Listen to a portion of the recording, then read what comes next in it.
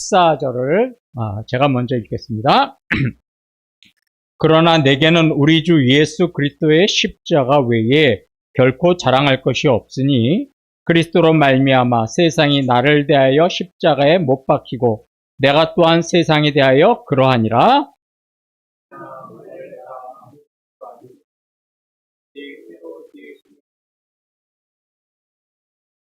무릇 이 규례를 행하는 자에게와 하나님의 이스라엘에게 평강과 국률이 있을지어다.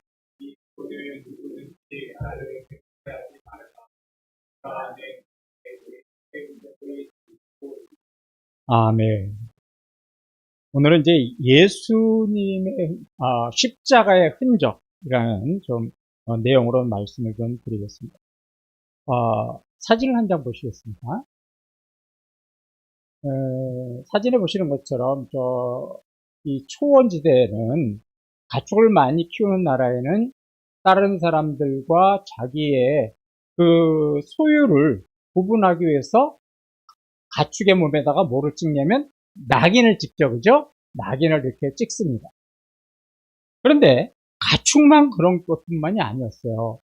이 고대 시대나 중대 시대에도요. 노예 제도가 있었을 때는 그림에서 보는 것처럼 노예의 몸에도 낙인을 찍었습니다. 그래서 이 낙인은 무엇을 표현하면 이 사람은 누구의 소유물이다. 누군가 이 사람을 소유하고 있다. 이것을 보여주는 것이 낙인이었어요. 그런데 사도 바울은 이와 유사한 얘기를 갈라디아서 6장 11절에서 이야기합니다. 이후로는 누구든지 나를 괴롭게 하지 말라. 내가 내 몸에 예수의 흔적을 지니고 있노라. 사도 바울은 자신의 몸에 예수의 흔적을 지니고 있다고 그래요. 이 흔적을 지니고 있다는 게 무슨 말이냐면 조금 전에 아까 사진에서 보셨던 것처럼 자신의 몸에 낙인이 찍혔다는 거예요. 근데 그 낙인이 어떤 낙인이냐? 예수의 낙인이 찍혀 있다는 거예요. 이게 물론 몸에 찍혔다는 것은 아닙니다. 사도 바울의 모든 삶에, 사도 바울의 마음에 낙인 찍혀 있어요. 예수의 낙인. 그러면 제가 아까 낙인이 찍혔다는 것은 이 사람은 누군가의 소유다. 누군가의 종이라는 뜻이잖아요. 그러면 사도 바울의 몸에 예수의 흔적, 예수의 낙인이 찍혔으니까 누구의 종이 된 겁니까? 예수님의 종이 되고 예수님의 소유가 됐다. 보통 낙인을 보면 이게 부끄러운 겁니다. 그죠? 자유인이 아니라 누군가의 종이잖아요. 부끄러운 건데 사도 바울은 저 17절에서 전혀 부끄럽게 이야기하는 것이 아니라 오히려 나는 예수님의 흔적이 찍혀 있는 것이 자랑스럽습니다. 이렇게 이야기를 하고 있어요. 왜 그러냐면 예수의 흔적이라는 게 뭐냐면 예수님을 만나서 구원받았다는 흔적이기 때문에 사도 바울이 다마스에 가는 길에 예수님을 만나고 거기서 구원받았을 때 그의 몸에 무엇이 찍히기 시작한 거예요?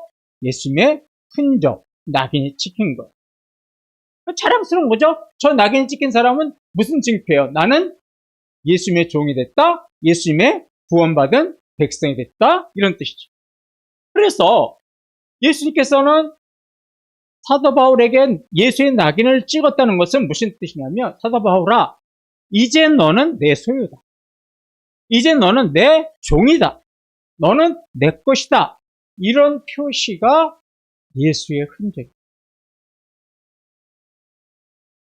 저와 여러분도 예수님 또 구원 받으셨죠? 아멘?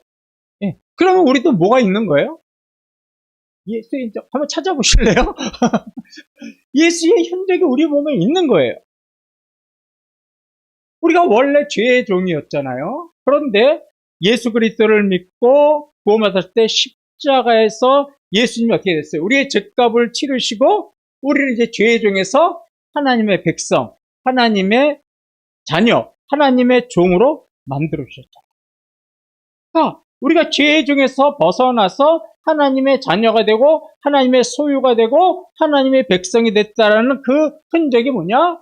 예수의 흔적이요. 다른 말로 표현하면 십자가의 흔적입니다.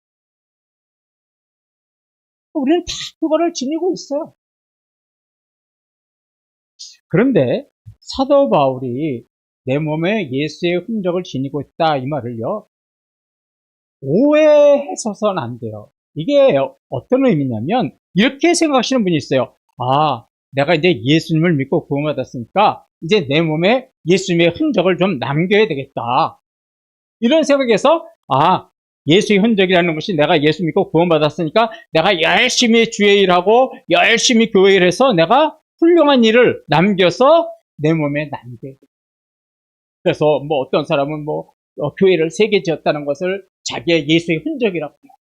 또 어떤 사람은 크게 어떤 헌금을 하고 어떤 큰 일을 한 거를 뭐라고 하냐면 그걸 자랑스럽게 여기면서 그것이 뭐라고 그래요? 저는 그런 예수의 흔적을 갖고 있습니다. 그런 뜻이 아니에요. 이 예수의 흔적은 예수 믿고 나서 무슨 일을 해서 그런 흔적을 우리가 갖고 있다는 게 아니라 예수 그리스도를 믿고 구원받았을 때 바로 그 자리에서 우리에게 뭐가 찍히는 거예요? 낙인이 찍히는 거예요. 아니 생각해 보세요. 주인이 종을 이렇게 하는 거 보고 야, 너 한 3개월만 일해봐. 그거 일 잘하는 거 보고 내가 낙인 찍어줄게. 이러는 사람 없어요. 노예시장에서 사오자마자 어떡합니까? 낙인부터 찍잖아요. 저와 여러분은 예수 그리스도로 인하여 십자가에서 구원받은 그 순간 우리는 십자가의 흔적이 찍힌 사람들이고 예수의 흔적이 찍힌 사람들이고 그러니까 이미 우리는 예수의 흔적을 갖고 있어요. 우리가 열심히 헌신하고 열심히 성경 공부하고 열심히 기도하고 헌금해야 예수의 흔적이 생기는 게 아니라는 겁니다. 이건 이미 우리가 다 갖고 있는 거예요.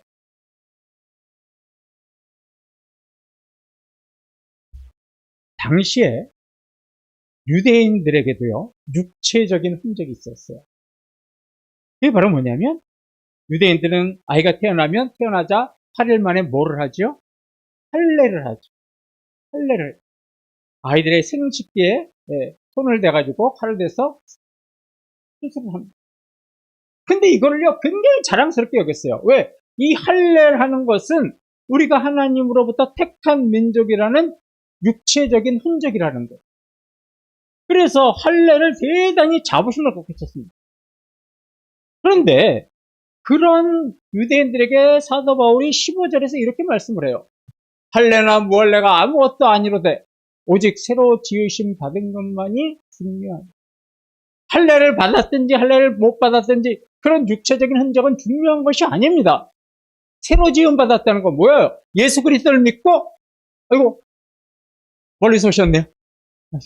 반갑습니다. 네. 예수 그리스도를 믿고 구원받았을 때 어떻게 되는 거예요? 그 흔적이 어떻게 하다고요? 더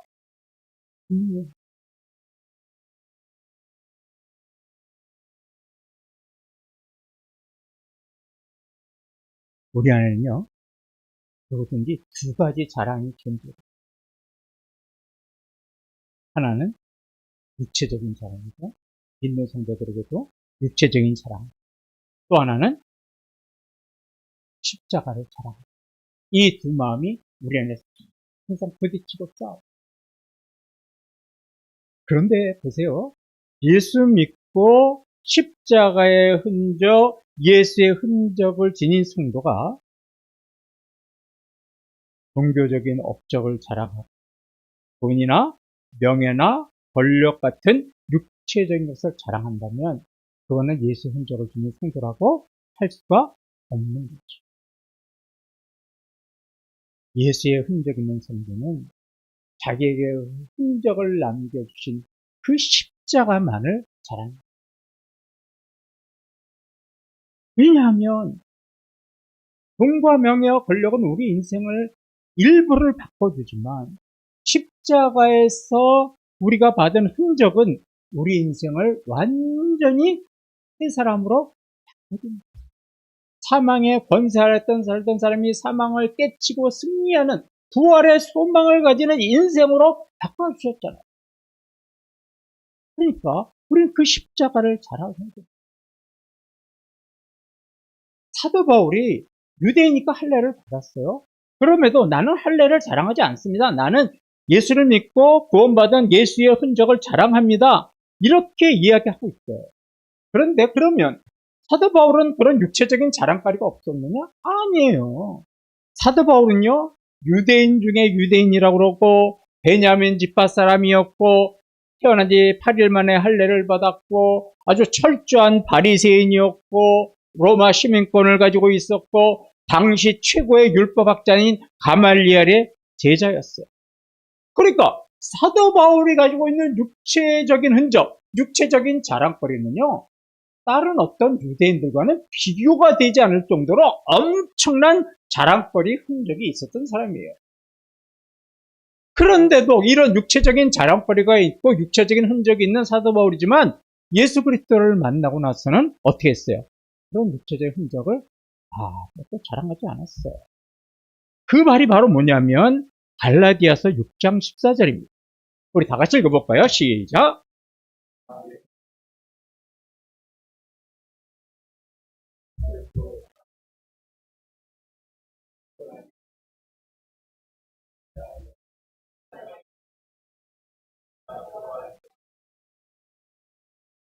예, 저기 빨간 글씨 보세요. 사도 바울이 육체적인 자랑을 이전에 했어요. 그러다가 십자가에서 구원받고 나서 그의 자랑거리가 뭐예요? 우리 주 예수 그리스도밖에 없다라. 새롭게 변화시켜준 그 자랑거리를 나는 자랑해. 그게 더 중요하더라. 그러니까 보세요. 우리가 예수를 믿고 하나님께 구원받았음에도 불구하고 십자가를 자랑하지 못하고 내가 종교적인 업적을 자랑하고 또 내가 교회에서 이런 일을 했다는 걸 자랑하고 내가 육체적으로 사회적으로 이런 것들을 누리고 이렇게 이만큼 배웠습니다. 이런 걸 자랑한다면 아직까지도 그 사람에게서 육체의 흔적은 뭐예요? 그게 활동하지 못하고 작동하지 못하고 있다는 거예요.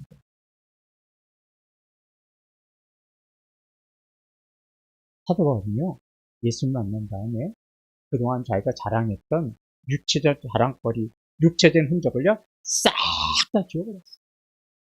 문신했던 사람이 문신을 지우는 것처럼 자기가 자랑거리를 여기고 남들한테 뻐기고 남들한테 의시됐던 모든 그 육체적 흔적을 다 지워버렸습니다. 그 말씀이 뭐냐면 빌립보서 3장 7절부터 8절 말씀이에요. 그러나 무엇이든지 내게 유익하던 것을 내가 그리스도를 위하여 다 해로 여길 뿐더러 또한 모든 것을 해로 여기면 내 주 그리스도 예수를 아는 지식이 가장 고상하기 때문이라. 내가 그를 위해 예수 그리스도를 위하여 모든 것을 잃어버리고 배설물로 여기면 그리스도를, 내가 이제 그리스도를 얻고 내가 예수의 흔적이 생겼기 때문에 내가 그동안 자랑했던 모든 것들을 뭘로 여긴다고요? 배설물, 쓰레기로 여긴단 말이에요. 쓰레기, 역으로 말하면 가비지, 쓰레기처럼 다 쓰레기통에 던져버린 거예요. 왜요? 제일 소중한 것만 있습니다. 여러분, 전쟁에서 피난 갈 때 뭐 갖고 갑니까? 우리 집에서 제일 중요한 거 갖고 가는 거예요. 그 중요한 것만 남겨놓고 다 버려버렸다는 거예요. 육체 전적은 다 없어버리고 예수님의 흔적, 예수님의 십자가 흔적만을 남긴 거예요. 자, 이 말이 아까 봤듯이 갈라디아서 6장 14절에서는 나는 예수 그리스도를 위해서 내가 갖고 있는 모든 육체적인 자랑, 육체적인 흔적을 다 쓰레기처럼 버려버렸습니다. 이 말이 어떤 말이냐면 갈라디아서 6장 14절 하반절이에요. 자, 제가 천천히 읽어볼게요. 그리스도로 말미암아 세상이 나를 대하여 십자가에 못 박히고 내가 또한 세상에 대하여 그러하다. 이게 번역이 굉장히 어렵게 됐어요. 이거 무슨 말인지 이해되세요? 저도 이거 몇 번을 읽었는데도 무슨 말인지 이해가 안 되는 거예요. 그래서 쉬운 성경, 세번역 성경을 보니까 이런 뜻이, 개역개정이요 굉장히 어렵게 번역이 됐어요. 이게 무슨 말이에요? 내가 예수 그리스도를 믿는 순간 내가 그동안 소망하고 봤던 세상이 십자가에 어떻게 했다는 거예요? 죽어버렸다. 내가 세상을 향하여 가졌던 그 세상이 십자가에서 죽어버리고 나는 이제 세상과의 관계가 어떻게 됐다는 거예요? 끊어졌다라는 거예요. 세상과의 내가 바라고 내가 살던 세상이 십자가에서 죽으니까 세상은 더 이상 나를 지배하지 못하는 거죠. 우리 이런 거 있죠? 십자가는요, 예수님만 죽은 것이 아닙니다. 내가 그리스도와 함께 십자가에 못 박혔다. 예수 그리스도만 십자가에 못 박힌 것이 아니라 저와 여러분도 예수 그리스도와 함께 십자가에 못 박혔어요. 그때 우리가 십자가에 못 박혔을 때 동시에 못 박힌 하나가 있어요. 그게 바로 뭐예요? 세상. 내가 바라본 세상도 십자가에 못 박혔다. 그래서 이 말이 좀 쉽게 말씀을 드릴게요. 여러분, 싸움 구경하셨어요? 싸울 때 어떤 사람들 막 싸워요. 말로 싸워요. 그러다가 제일 마지막에 하는 말이 뭔지 아세요? 싸움하다가 제일 마지막에 그래, 너 죽고 나 죽자. 그래, 너 죽고 나 죽자. 한번 해보자. 그러죠? 지금 14절 저 말이 사도 바울이 세상에 대해서 그래, 너도 죽었고 나도 죽었다 이런 뜻이에요. 죽을 것이다가 아니에요. 내가 십자가에서 예수를 믿는 순간 세상도 죽었고 나도 죽었다. 자, 이래도 이해가 좀 안 되죠? 그림을 하나 그려봤어요. 세상이 있고 성도가 있어요. 그런데 세상과 성도가 다 예수 그리스도를 믿는 순간 십자가에서 어떻게 되는 거예요? 죽는 거예요. 죽어요. 그런데 자, 첫 번째 보세요. 첫 번째 화살표를 보세요. 세상에서 어디로 가고 있나요? 이게 바로 첫 번째 말씀이에요. 세상이 나를 대하여 나를 향하여 대했던 내가 바라보고 내가 향했던 세상이 십자가에 못 박혔다. 그러니까 세상이 나를 향한 세상이 십자가에서 죽었어요. 그러니까 십자가에서 내가 바라고 내가 고대했던 세상이 죽으니까 세상이 죽은 존재가 됐으니까 나에게 영향력을 행할 수 있습니까? 없습니까? 죽은 사람이 어떻게 영향력을 못해요? 세상이 십자가에서 나와 함께 죽었기 때문에 세상은 더 이상 나에게 나쁜 영향력을 안 준단 말이에요. 세상의 가치관, 성공, 자랑, 탐욕 이런 것들이 십자가에서 다 죽어버렸다는 거예요. 그러니까 그런 것들이 나에게 아무런 영향도 못 주는 거예요. 영향가가 없는 거예요. 왜? 다 죽어버렸으니까. 그래서 세상인 성도인 저와 여러분에게 십자가에서 죽어서 아무런 영향을 주지 못한다는 겁니다. 이게 바로 십자가에 못 박혔다라는 거예요. 자, 그럼 두 번째 보세요. 두 번째 뭐라고 하냐면 나도 세상에 대해서 십자가 못 박혔다. 거꾸로 해요. 아까는 세상이 나에 대해서 십자가 못 박혔다. 이번엔 내가 세상에 대해서 십자가 못 박혔다. 거꾸로죠. 그래서 화살표를 보세요. 거꾸로죠. 무슨 말이냐? 나다. 나의 세상을 향한 욕망, 세상을 향한 집착, 애정이 십자가에서 어떻게 됐어요? 완전히 죽어져 버렸어요. 그래서 이제 내가 예수 그리스도를 믿고 예수의 흔적이 생기니까 세상에 대한 미련, 세상에 대한 탐욕, 세상에 대한 집착, 세상에 대한 욕심이 모두 십자가에서 죽어서 이제 무의미한 것이 돼버렸다는 거예요. 그러니까 세상은 십자가에서 나에 대해서 죽고 나도 세상에 대해서 죽어요. 그러니까 지금 보세요. 한 방향입니까? 양방향입니까? 한 방향만 있어서는 이게 안 돼요. 세상도 나에 대해서 죽어야 되고 나도 세상에 대해서 어떻게 되는 거예요? 그러니까 너 죽고 나 죽고 해야만 우리가 하나님의 자녀답게 살 수 있다라는 말씀입니다. 그런데 이게 앞으로 이루어질 일입니까? 이미 이루어진 일입니까? 예, 우리가 예수 그리스도를 믿는 순간 딱 그 순간에 일어난 거예요. 그래서 저 갈라디아서 6장 14절은 완료형으로 되어 있어요. 이미 이루어졌다. 그러니까 우리 최 집사님이 예수 그리스도를 믿는 순간 세상에 대해서 죽었어요. 그리고 세상도 최 집사님에 대해서 어떤 거예요? 죽은 거예요. 그래서 최 집사님 세상에 대한 미련은 없잖아요. 그죠? 이게 기본이에요. 그런데 목사님 아직까지 안 그런데요? 꿀떡꿀떡 살아나요. 그런데 예수 말씀하신 거 있잖아요. 목욕을 한 순간 우리는 죽은 거예요. 그죠? 그런데 목욕은 하되 예수님이 제자들의 발을 씻기셨죠. 불쑥불쑥 또 죽었던 것이 어떻게 해요? 살아나는 겁니다. 그런 것들 날마다 우리가 그래서 회개하는 게 바로 뭐예요? 그런 것들을 죽었던 걸 그럼 뭐라 그래? 죽었던 걸 다시 살아나는 사람들 뭐라 그래요? 야, 좀비 그래. 좀비 같이 살아난단 말이에요, 우리 마음에서. 불쑥불쑥 나오는 거예요. 그러면 두더지 방망이 잡듯이 때려야 되잖아요. 때려잡아야 되잖아요. 때려잡는 게 뭐예요? 회개예요, 회개. 우쓱 뛰어나오려고. 두더지 잡기 해보셨어요? 이미 올라오면 끝나요. 두들겨 봐도 안 내려가요. 올라오기 전에 때려야 되는 거죠. 여러분, 우리는 예수 그리스도 믿는 순간 우리는 세상에 대해서 죽은 존재고 또 세상은 나에 대해서 죽은 존재가 됩니다.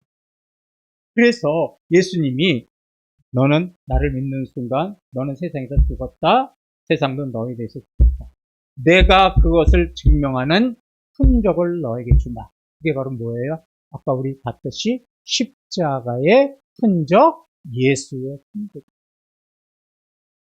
또 우리가 예수의 했으니까 날마다 십자가에서 또 불쑥불쑥 뛰어나오는 좀비 같은 그런 세상을 향한 욕망과 탐욕, 세상이 나에게 주는 그런 어떤 유혹, 매력, 이런 거 날마다 죽여야 되는 거예요.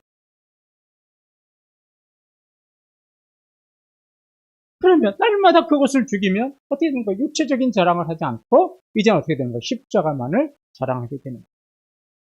그래서 세상의 십자가 사건은요, 나는 세상에 대해서 죽은 존재입니다. 세상도 나에 대해서 죽었습니다. 이미 이루어진 일입니다. 이거를 내가 만천에다가 선포하는 거, 선포. 권사님, 나는 세상에 대해서 죽었어요. 네? 집사님, 세상에도 나에 대해서 죽었어요. 나는 이제 그런 거 바라보고 살지 않을 거예요. 이거를 선포하는 사건이 바로 십자가 사건이다.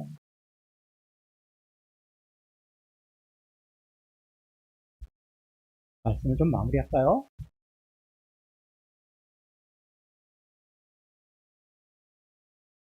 이제 우리가 고난주간에 그런 이제 십자가를 지금 이제 우리가 묵상하고 있잖아요. 우리 십자가 앞에서 한번 스스로 여러분 자신에게 한번 물어보세요. 여러분 지금 예수 그리스도를 믿고 예수의 흔적을 가진 성도로서 지금 무엇을 자랑하면서 살고 계세요? 무엇 자랑하고 계세요? 스스로에게 자문대답해요. 여러분 삶 속에서 여러분들의 심령 속에 아직까지 예수의 흔적이 또렷하게 남아있습니까? 아니면 예수의 흔적이 이미 희미하게 다 사라져 버리셨습니까? 그런 상태세요.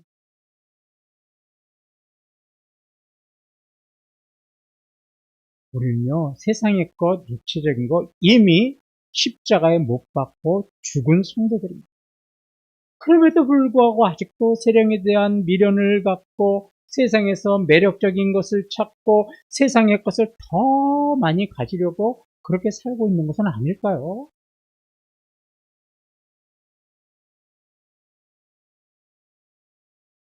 이제는 우리가 십자가를 다시 묵상하면서 우리는 이미 죽은 존재예요. 그런데도 불쑥불쑥 그것들이 뛰쳐나오기 때문에 우리가 이런 예수의 흔적을 갖고 십자가의 흔적을 가진 성도로서의 삶을 살기가 힘든 거예요.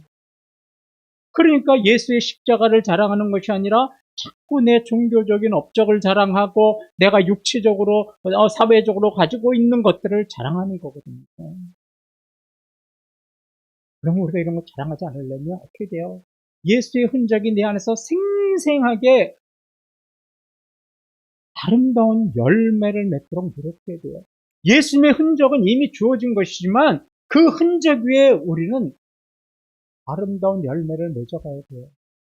그럼 그 아름다운 열매가 뭘까요?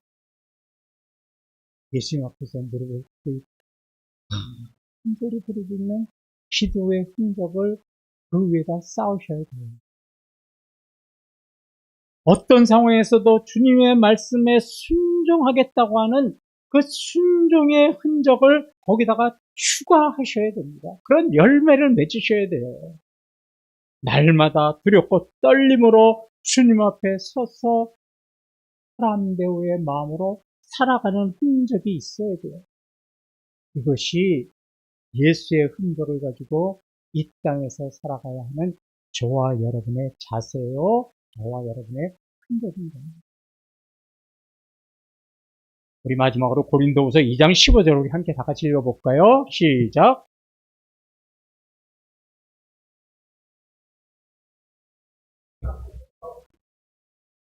예, 우리가 그리스도의 형제입니다. 예수님의 흔적, 십자가의 흔적이 우리 몸에 지어지잖아요. 그러면 이웃들에게 아름다운 향기를 나타내는 성도가 되는 거예요. 우리가 예수의 흔적이 없으니까 아직도 세상에 대해서 살아있고 세상에 대한 미련이 있고 세상의 유혹을 받으니까 아름다운 향기를 나타내지 못하는 거예요. 근데 세상에 대해서만 죽어보십시오. 정말로 그리스도인들에게, 이웃들에게, 우리 가정에게, 우리 친척에게, 직장인들에게 그리스도의 아름다운 영향력, 선한 영향력, 그리스도를 증거하는 그런 그리스도의 향기를 나타내고 살아갈 수 있는 거예요. 그뿐만 아니라 하나님 앞에 내래 성막이나 성전에서 아름다운 향기를 올려드렸듯이 우리의 삶에 예수님의 흔적이 있는 삶이 하나님 앞에 흠모할만하고 흠양하실 만한 향기로 살아가게 되는 거예요. 그래서 다시 한번 오늘 우리가 기도하고 결단하기는 이제 내가 그동안 불쑥불쑥 키워놨던 육체적인 자랑의 흔적, 세상을 향한 욕망과 탐욕과 미련, 세상에 지배받고 있는 나의 심령을 다시 우리 기도에서 다 지워버리십시다. 그리고 예수님의 흔적, 십자가의 흔적으로 하나님과 이웃들에게 아름다운 향기가 되시는 우리 이태원 교회와 성도님들 되시기를 주님의 이름으로 축원합니다.